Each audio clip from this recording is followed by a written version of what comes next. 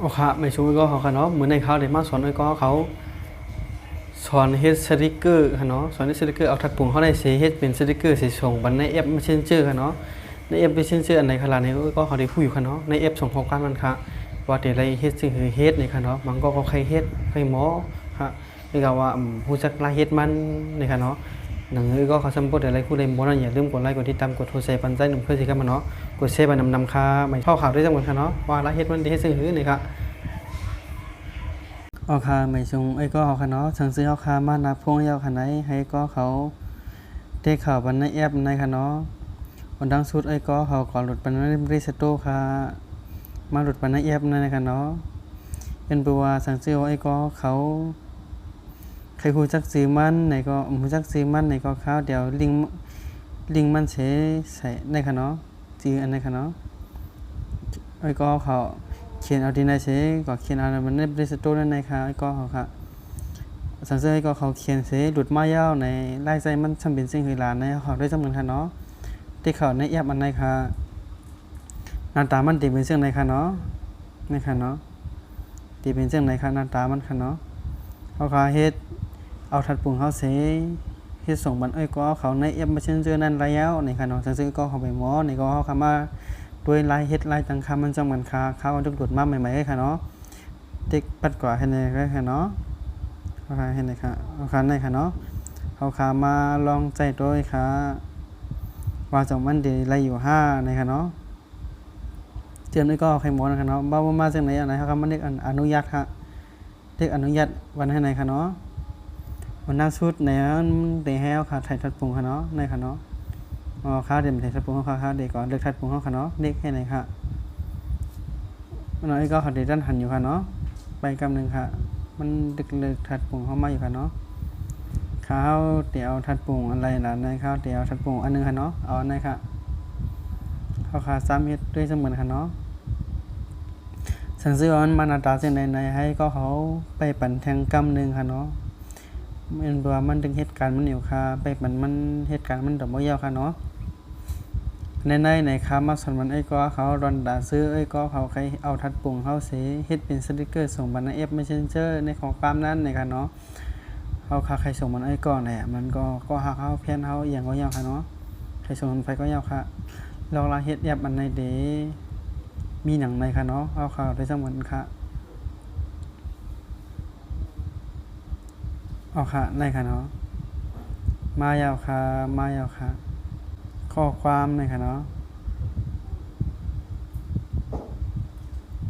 เอาค่ะในค่ะเนาะหังซื้อเขาค่ะเฮ็ดจังไหนยาวไหนเขาซ้ำตีที่สูงกว่าที่ไรค่ะล่ะในค่ะเนาะเขาค่ะส่งเข้าว่าที่ในก็ไลในค่ะเนาะวัดติ๊กปันให้ในค่ะเหยียดเขาก็แห้งค่ะเนาะในแอป Messenger เสเขาได้นี้ไว้ที่ใจในค่ะเนาะ1 อัน 2 อัน 3 อัน 4 อันในค่ะเขาค่ะใครส่งมาดีไลอันไรในไลในก็ไลหมดค่ะเนาะ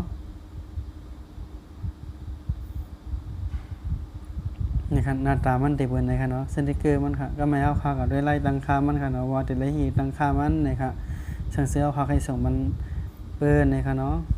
เอาคำมาติ๊กวันที่ในค่ะมาติ๊กวันตั้งบักรอในค่ะเนาะหน้าตามันติดเบิ่นในค่ะยาวก็สั่งซื้อเขาติ๊กบักรอยาวในให้ก็คำมันเด็กปิดมาดีในค่ะเนาะเปิดใช้งานการแนะนำในค่ะเนาะมันเด็กวันให้ไหนค่ะเปิดให้ไหนค่ะเนาะยาวก็ดีใจในก็ให้ก็คำว่าปิดวันให้ไหนค่ะเนาะอ๋อให้ไหนค่ะเนาะยาวก็ให้ก็เขามันเด็กที่ไหนค่ะเนาะ1,100ในค่ะไปยังไลน์แอปในค่ะเนาะเอาค่ะในค่ะเนาะสั่งซื้อเอาค่ะใครปิดจีไลน์หลายๆในก็ไลน์หมดค่ะเนาะเอาค่ะเดเฮ็ดในแอป Messenger นี่ก็เขามาบรรทุกวันในค่ะเนาะมันเด็กทุกวันในก็เขาค่ะเด็กทุกให้ในค่ะเนาะในแอปหลายๆอันหลายๆในก็เลยค่ะให้ก็ใน Facebook อะไรค่ะเนาะแล้วก็พวกเขาติ๊กถูกยาวในก็เขาคำมันเด็กออกขึ้นค่ะเนาะเด็กออกขึ้นไหนค่ะแล้วก็มาเด็กออกแข่งกำหนึ่งค่ะเนาะมาติ๊กออกขึ้นไหนค่ะแล้วก็กำไรในเขาคากว่าในแอปเช่นซื้อค่ะเนาะในแอปของกว้างมาในค่ะเนาะติ๊กเขาให้ไหนค่ะก็เขา มันซื้อมาหน้าตาในแล้วในข้าวได้ส่งมันขึ้นขาวขึ้นค่ะเนาะเด็กเข้ามาให้ไหนครับแล้วก็มาเด็กที่ไหนค่ะเนาะเด็กให้ไหนครับสั่งซื้อว่าเฮาค่าเดี๋ยวเต็มมีในค่ะเนาะในหมวดอันในแอปข้อความอันในมันเต็มไม่มีค่ะเนาะเฮาซ้ำที่ส่งน่ะในสั่งซื้อเขาเฮ็ดยาวแล้วในไอ้ก็คำบ้านเด็กวันนี้ในค่ะเนาะตั้งใจในค่ะให้มันขึ้นมาหน้าตาจังได๋ค่ะเนาะเด็กบันหึงๆค่ะแล้วก็มาเด็กชื่อแอปอันเมื่อกี้นั่นค่ะเนาะในค่ะเนาะที่ขึ้นว่าชื่อแอปอันนั้นค่ะที่อันเฮาเฮ็ดสติกเกอร์นั่นค่ะเนาะบัดเด็กวันให้ไหนค่ะกำไรไหนมันเฮ็ดจังได๋วะแล้วไหนมันข่าวเฮาค่าก็ตีไรหันอันเฮาค่าเอาเป็นสติกเกอร์นั้นก็เฮ็ดเมื่อกี้นั้นนี่ได้ขึ้นมาดังในแล้วนี่ค่ะเนาะที่เหลือได้ในเขาได้ปันใช้ฟรีๆก็ค่ะดีใจในซ้ำเฮาค่ะได้สายกามันนี่ค่ะเนาะเขาได้เขียนไว้ในค่ะเนาะแล้วก็เขาอ่านได้ดีค่ะเนาะเขาได้สายกามันได้สายกามันค่ะได้นี่เป็นทัดปุ่งอันเฮาค่าเฮ็ดเมื่อกี้นั้นนี่ค่ะเนาะเฮาค่าลองส่งด้วยค่ะโอเคในค่ะเนาะเข้าก็แล้วนี่ค่ะเนาะทัดปุ่งเฮาก็ด้วยจำเหมือนค่ะเนาะว่ามีอีสังหลายๆนี่ค่ะอันนี้ก็ตรงๆกันเลยเนาะ